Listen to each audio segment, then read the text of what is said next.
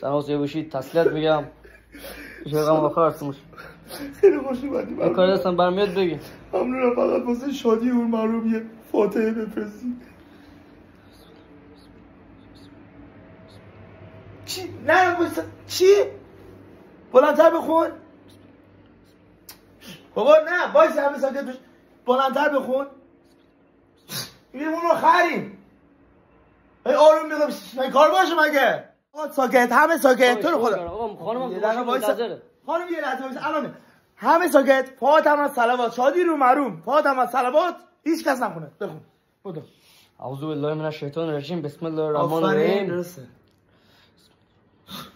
باز داره آروم میخونن بلند بخون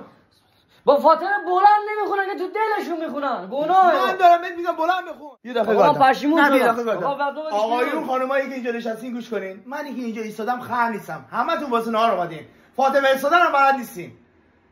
یک دونه دوغو یه باز نهار بهش بدین برید گورشو گم کنن خدا پدر مادر تو رو بیامرزه برو گورشو گم کن دیگه اینجا موها رو داخل آسیاب سفید نکردم برو گورشو گم کن